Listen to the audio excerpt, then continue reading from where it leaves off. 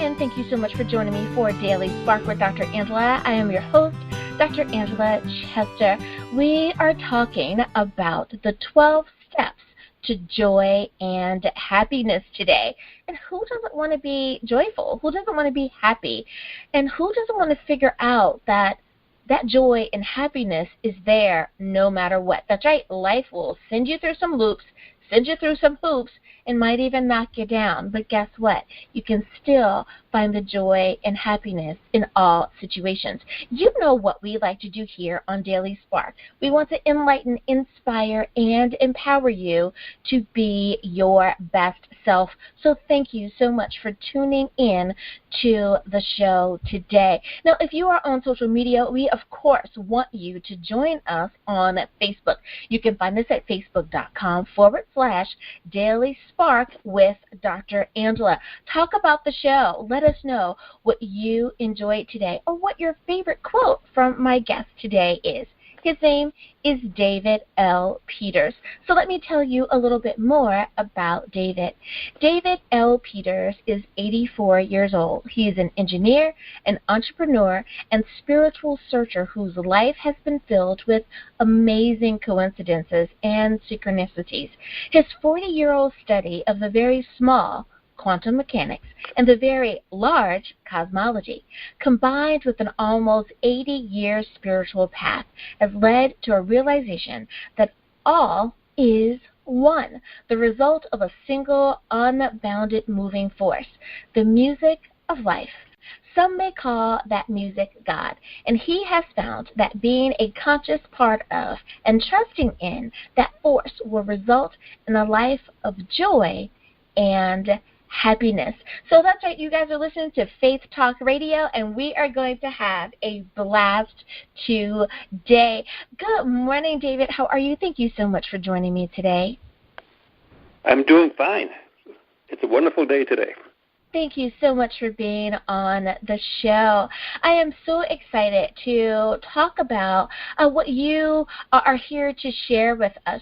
Before we get started, though, there may be someone who is unfamiliar with those two things that I just mentioned in your bio, and that is quantum mechanics and cosmology. Now, I know this is not a show about the cosmos, so you don't have to give a long answer, but can you give kind of a day-to-day or a very kind of kindergarten explanation of what is this quantum mechanics and what is cosmology? Okay. It's the two sides of the same coin, and the coin is, what is real? What's the universe made of? Back in school, and I think all of us back in high school, we talked about the atoms, and we talked about the various methodology of what makes up matter as a whole. And that's all part of cosmology. When we talk of cosmology, we're talking of the universe, the galaxies, the stars, all the way down to the atoms, to the stardust that actually you and I are part of, all of that. But inside of that, what makes the atom? They use strange terms like quarks and electrons and things like this, but those are what they call subatomic parts. And that's the world of the quantum physics. And it's very, very different than the world that we see and taste all the time. And so quantum mechanics is the inside parts of the atom. What makes the atom be an atom? Gotcha. I like that. Thank you so much for just making it quite simple for those who are unfamiliar. I like that answer. Thank you. Now, one of the things that you talk about in your book is a sense of awareness, or attaining a sense of awareness. Can you explain, what do you mean by this awareness? And is it something that's for everyone at any moment of your life, or is it something that we have to kind of mature into? That is one of the gifts that God has given me, is the fact that at all times And no matter what's going on, I'm aware of the presence of God here, right now. It's so hard to explain unless you have it. But it's just one of these things in the back of my mind, the back of my head, is this consciousness of the overwhelming beauty, presence, that is always there. I think this partly comes from the fact that I was blessed to be raised on a farm by myself. I had nobody close to my age. My only brother was 5 years older than I am, and that we lived out there with no other children anywhere close by. And I spent my very early years wandering the fields and just talking to God all the time. And that has stuck with me all my life. You talk about something called living in the kingdom of God. Now, you say that some people refer to that as paradise. What do you mean that when you're speaking on living in the kingdom of God? Jesus made a lot of very unusual statements, and actually one of them is seek first the kingdom of God, and all else will be given to you. And that's in Matthew 6:33. I've been blessed, you might say, to be living in the kingdom of God. And because I have been seeking the kingdom of God all my life, and I've been given everything else. I've had to work for it, but at the same time, it has been there. And so, as far as I'm concerned, I'm the living proof of that statement about seek first the kingdom of God, and all else will be given to you. Now, one of the things that you mention in your book is that you live in a state of trust when it comes to God, that there is a certain trust in God that you have and that others are also able to obtain. But this trust in God, this love that we should have for God, is part of the key to our sense of joy and our sense of happiness. Can you explain that a little bit further?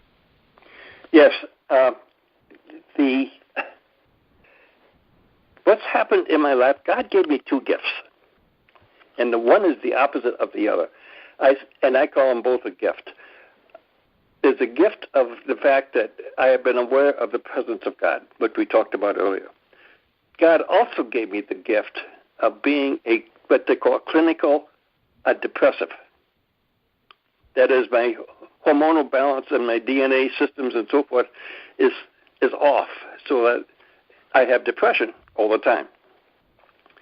And I have found that I have to spend the time every day to sit with my God and to put myself into God's hands so that I can rest and, you might say, fully rejoice within that time frame.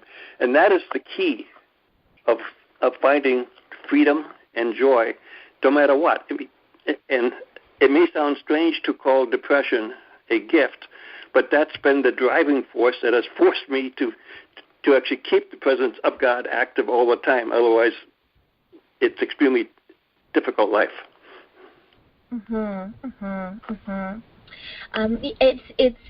It's not odd for me to hear you say that.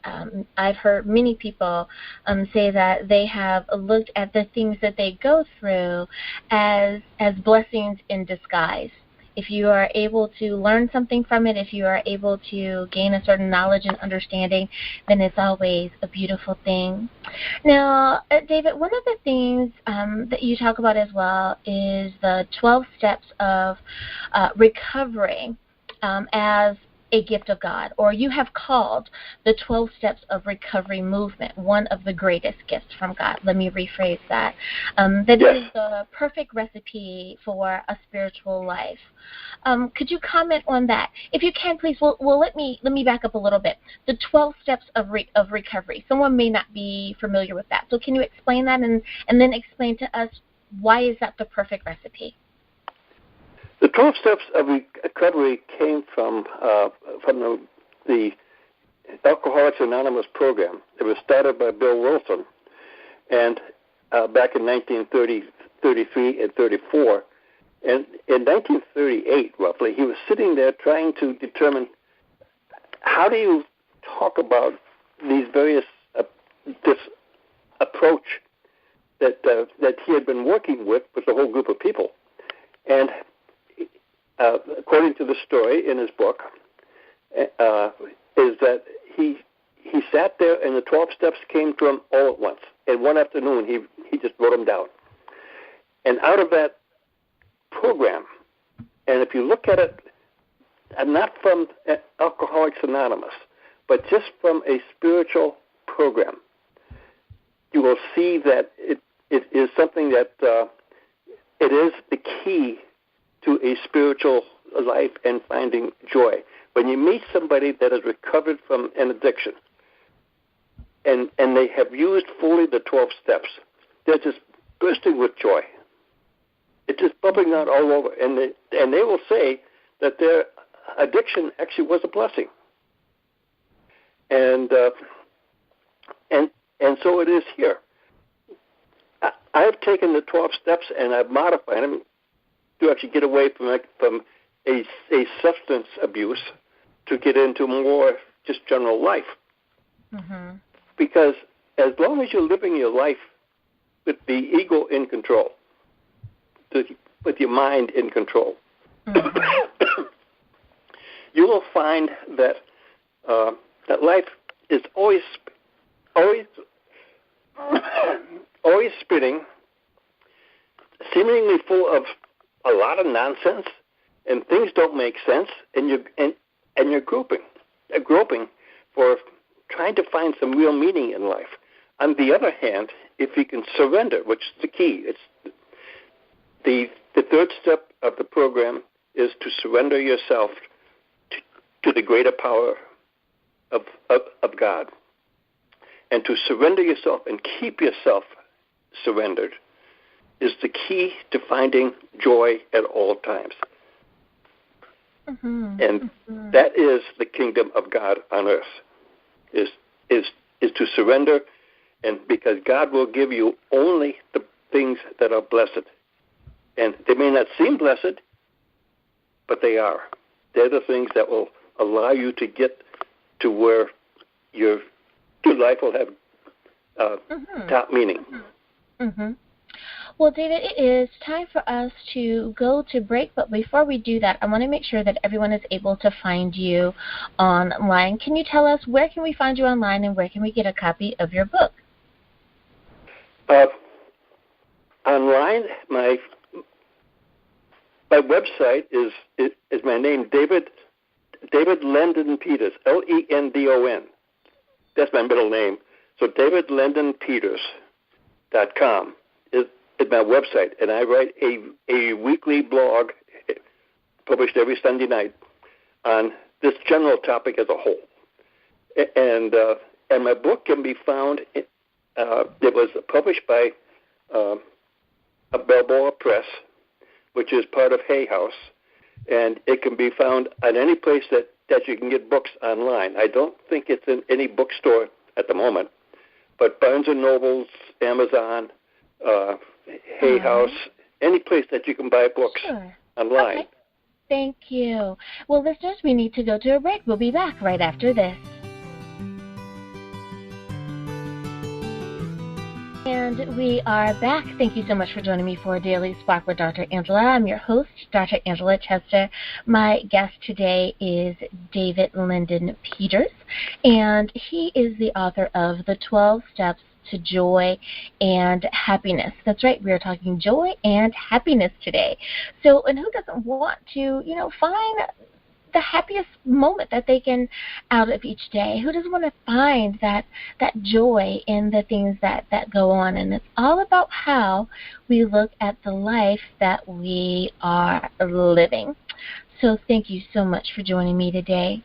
David, you are the type of person that talks about various ways of looking at a particular situation. Not only do you have the ability to talk about things from a scientific point of view, but you also touch on things from a spiritual point of view. And one of those things that you talk about is orthodoxy. Some people are familiar with that, some people aren't, but to take it to that next level, you also talk about an alternative orthodoxy. Can you explain what do you mean by that, and what is that? Alternative orthodoxy goes back to the beginning of Christianity. When Christianity first began, for the first 3 centuries, it was based upon the teachings of Jesus that it is through the poor that you will find the joy and happiness of God. Mm-hmm. And it wasn't until the year 312, when the Emperor Constantine became Christian, that they decided that that wouldn't do. That is, the emperor, 80% of his empire were slaves. And if you start talking about the slaves were the same, equal to the Roman citizen, they got a problem. Mm-hmm. And so they decided that they would make it the other way around, that Jesus was king and God, and that was the end of it. And so everybody looked up. And so the more power you had, the more that you supposedly were being a better Christian. And then came the power of the churches with the big churches and lots of money and lots of heavy clothes and so forth and so on. Mm-hmm. The alternative orthodox reverts back to the fact that Jesus really did not want to be king. He rejected that for several times. The way the standard orthodoxy is that God the Father sits up on his throne, looking down on humanity and the universe, mm-hmm. and deigns to say, well, maybe there's something that I can do. And so he sent his son to die on the cross to make up for this. Now, in my mind, what kind of a God would send his son? What kind of a person? We say God is love. That's certainly not love to send your son down to be crucified. So, in my mind, in the alternative orthodox, Jesus came to serve the poor, because that's what the universe is when you get down to it. Everybody is one. There is no difference between the slave and the ruler. They're all the same. And until you understand you're the same, you find yourself unable to see Jesus for what Jesus came. And that's the alternative orthodoxy. It's quite frankly the orthodox, the approach to God that St. Francis of Assisi taught and was really, really put down upon by the Pope and everybody else at that point, because that didn't serve their purpose. And it's a church of the poor, the church of the downtrodden, the church that's where you find Jesus, and that's where you find God. Mm-hmm. Mm-hmm. Now, you say that you are a follower of Jesus. Is that different than being a Christian? Or does that mean that you're more of a spiritual person than a religious person? What does that mean? What I'm talking about here is, as a follower of Jesus, I follow the alternative orthodoxy again. I do not believe in the power of the dollar and the rich. I kind of follow. Jesus said it is easier for a camel to go through an eye of a needle than a rich person to become to be saved. And I don't exactly. I follow a twist in that meaning, but what I take that to be is that if I'm going to follow Jesus, I have to follow the way Jesus operated. He ate with the poor. He ate with the so-called sinners. He ate with, and he was with them all the time. And so, am I a Christian? Yeah. I believe Jesus was the follower, was the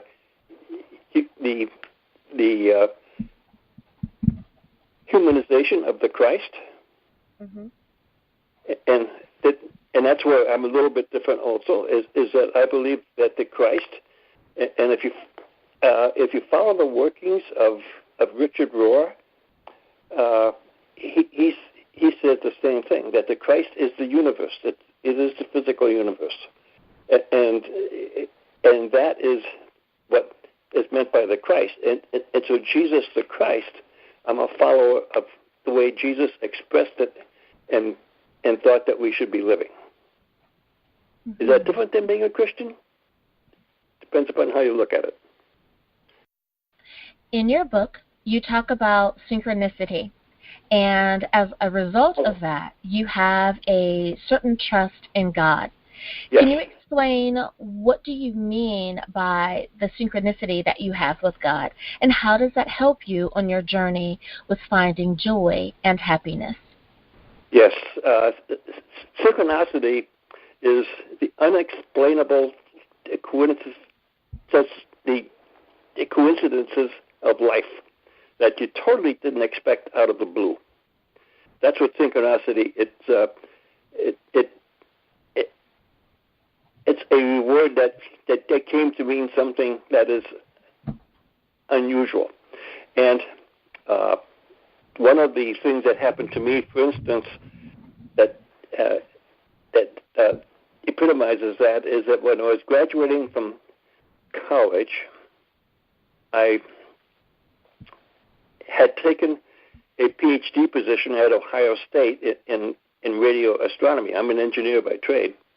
But I wanted to see something of the big city. I graduated from Dayton University out of the Midwest. And so I took a job interview in New York City. I loved it. They offered me, at that point, 1959, a good salary. And I decided, I was 25 years old, I was a bit older, and I decided to just take the job and see the city for a couple of years and then come back and then go on to school.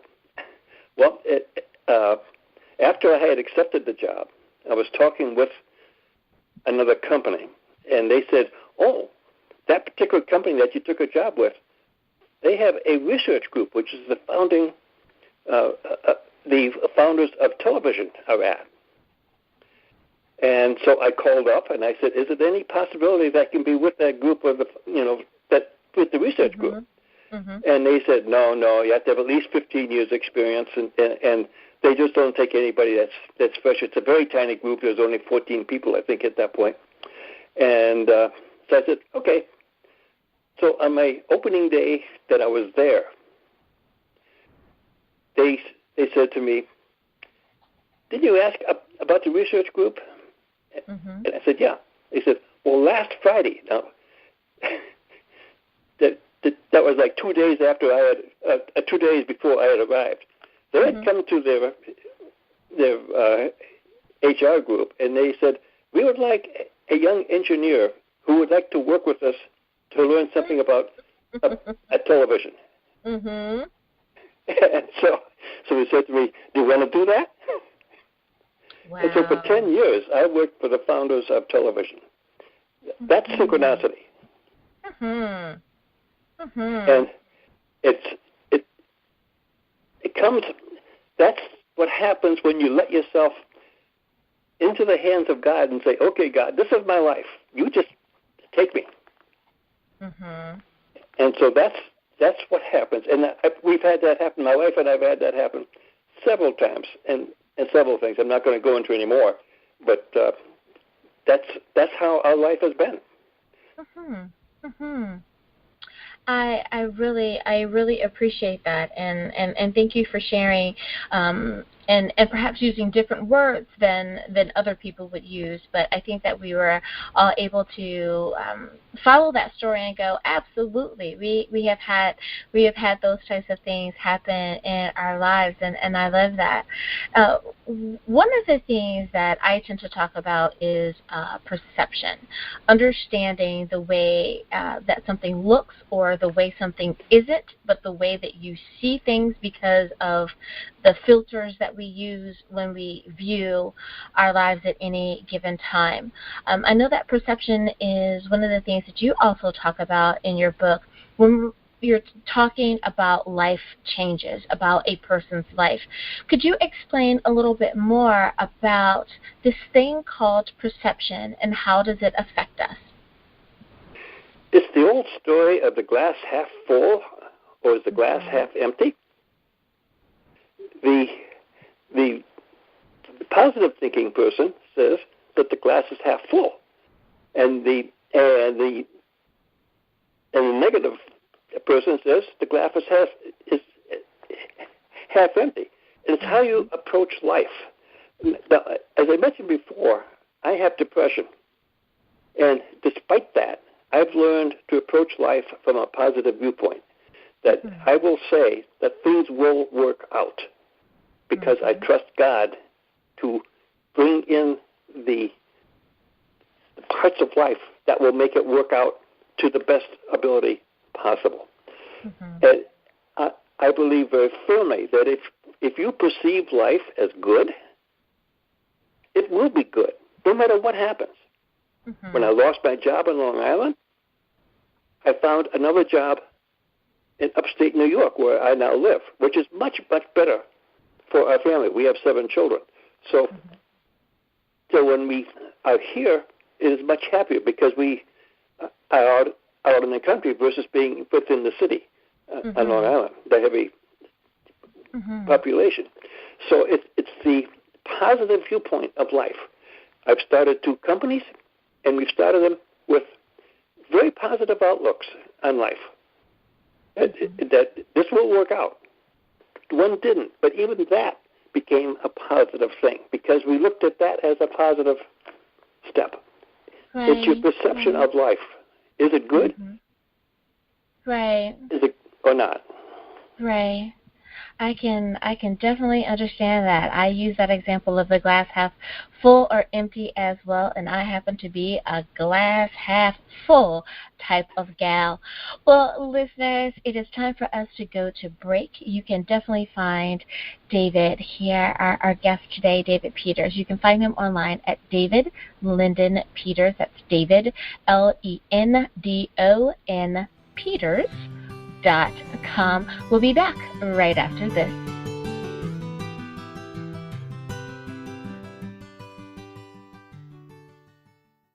Being a new mom brings lots of worries. One of my biggest worries with my little one was bath time. That was until I found the Omni Bath Visor. Now your little one can be protected from ear infections and dry drowning. Just slip the Omni Bath Visor over your baby's head at bath time, and water rolls right over the bill. Plus, the Omni Bath Visor is recommended by leading pediatricians. Bath time has never been more fun without the tears or phobias. Buy your Omni Bath Visor today on Amazon. Smell Good Spa for the women who are making a conscientious change in their personal care products. Specializing in signature fragrance oils, hand-dipped incense, and wholesome bath and body and personal care products. Smell Good Spa. Use code HELLO25 for 25% off your order. Live good, feel good, smell good wholesomely. SmellGoodSpa.com. Hi everyone, Dr. Angela here. Did you know that Daily Spark is now on Facebook? That's right, you can visit with me at facebook.com/Daily Spark with Dr. Angela. I want to know more about what you're thinking. I'd love to know which interview did you find the most entertaining or the most informative. I want to talk to you, and I want you to be able to talk to me. Simply visit facebook.com/Daily Spark with Dr. Angela.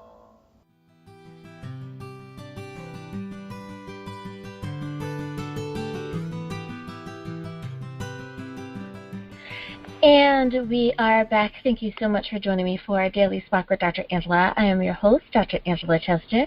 We are talking about joy and happiness today. My guest is author David Peters. He has written the book, The 12 Steps to Joy and Happiness. And who doesn't want to know a little bit more about reaching our happy moments, our joyful moments, and how we can not only get there, but stay there and be able to have that carry over in our day-to-day lives. Now, David, in your book, you describe how we subconsciously create our life. Now, considering how so many of us have had pain in our lives, or we've had hardship, or, there's been some difficulty, how would you choose our present life? How do you explain that your present life, your present path, is a path of choice? That's an interesting concept that I've arrived at over a long lifetime. Is that I realize if I expect life to be good, it is. Mm-hmm. And I have no conscious control on this. It just is. And that goes back to the perception of life as being good creates the life of being good. And when you step back and take a look at the universe, at the progression of life as a whole, we're born, and there's some pain involved in that, but that's good. We grow up, we age, we have aches and pains, we have illnesses, but they're part of life. And if you accept them just as part of life, they will not be bad. Pain is not suffering. Pain is a feeling. Suffering is what we do with the pain. And most suffering, quite frankly, comes from emotional attachments and emotional failures. That's where we suffer. And so physical pain is just something that is. I've got sciatica nerve problems and things like this that at my age that is there, and it's just part of life. That's how it is. Mm-hmm. So I choose, and I have made the present life, I believe, subconsciously, because I have expected life to be good. And when life hands me a lemon, I make lemonade. Mm-hmm. And that's both my wife and I had that same approach. That when we decide when there is some problem, we make the best of it. Mm-hmm. And it's absolutely astounding if you do that, always working towards the best. What happens? It is the best. It is the best thing that can happen to you because God does not do something bad. God chooses, in even a death, and the death of our loved ones is part of the overall plan and progress in life. That's how we grow. That's how we mature.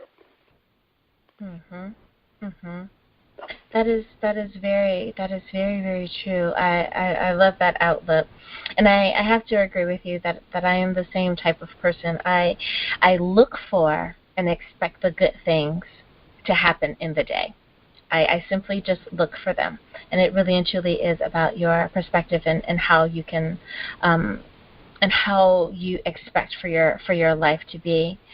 Now, what is the difference, though?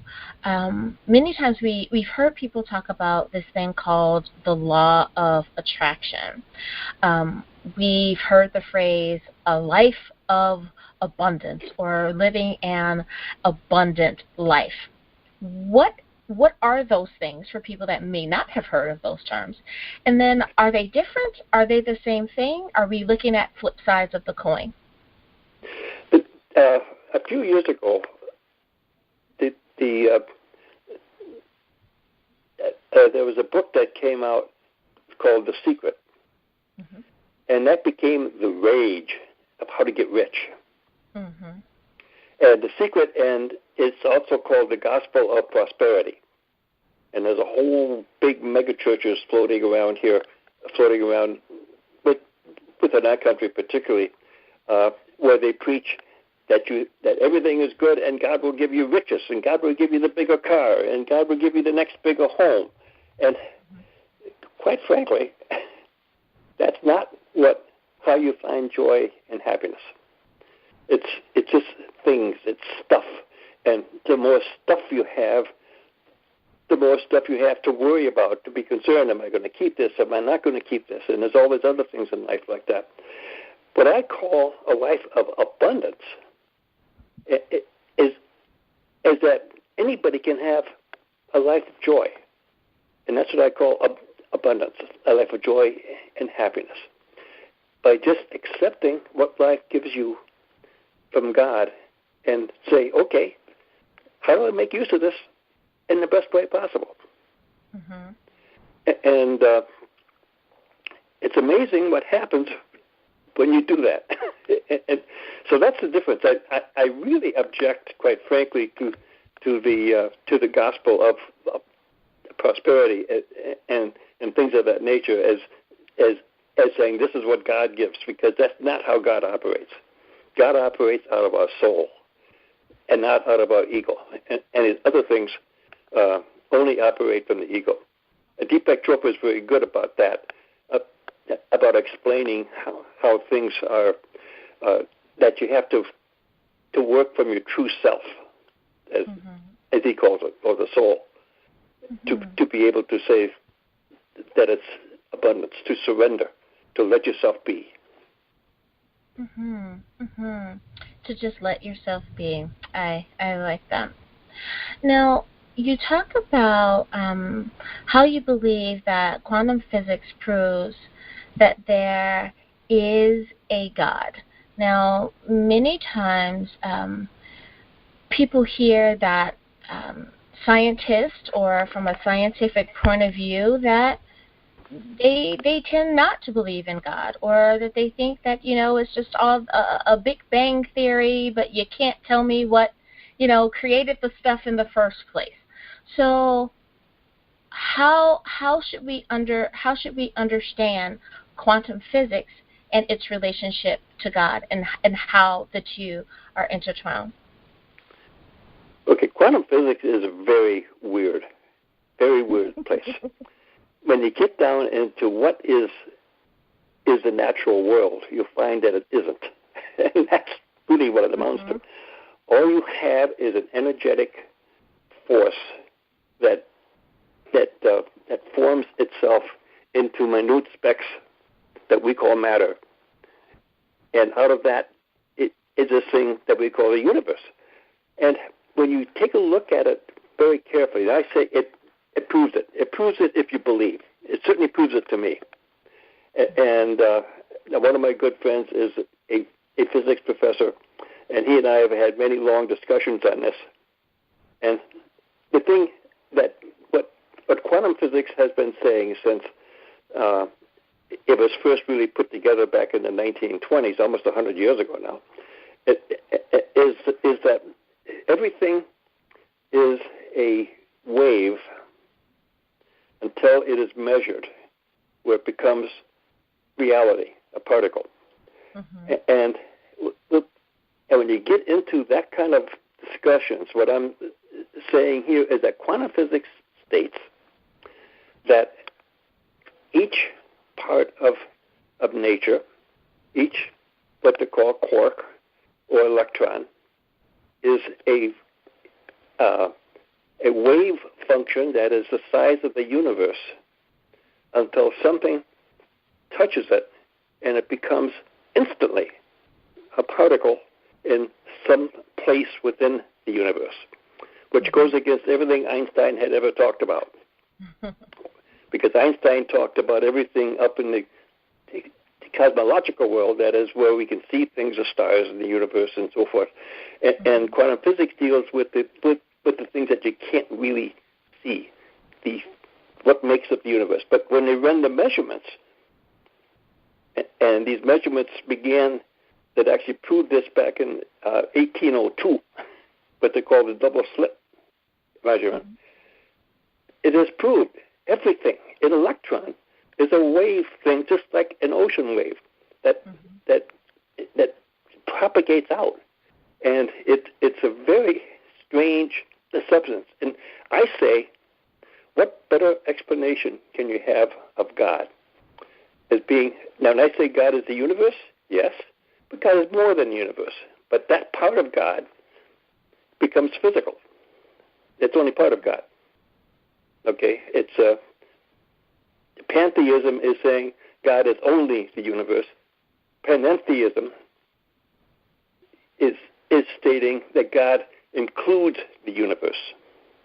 Mm-hmm. Does that make sense at all? Yes, it does. It really does. And I think that you were saying that it really does go back to how we understand things to be interconnected within our universe. If we believe that we are a single entity, that we are a single or individual being, and we do not believe that we are all a part of the same energy force, then we do tend to have a disconnect from not only our neighbors, but even from those that we say that we love or care about, because we don't see how we are all brothers and sisters within the universe, for lack of a better phrase. So I really do appreciate how you are explaining it. I think the people out there that are perhaps a little bit more familiar with being with the metaphysical side of things are probably listening and going, finally, she has a show on here. That's for us. Thanks, Dr. Angela. And it's like it's a different way of understanding who we are and how we came to be, and blending both of those very beautiful worlds together, and actually being able to understand that God is so much more, even in a scientific way, not just trying to understand it in a spiritual or emotional way, but having the science that proves that he is so much more than just one small thing. Yes. I love it. I love it. Well, David Peters, thank you so much for being on my show today. I really do think that you have opened the eyes of so many people. So thank you so much for sharing not only about your book, but a very interesting and new way for some about how to understand who our God is. Thank you so much for that. Okay. Now, I want to make sure in our last minute here that everyone is able to follow you online.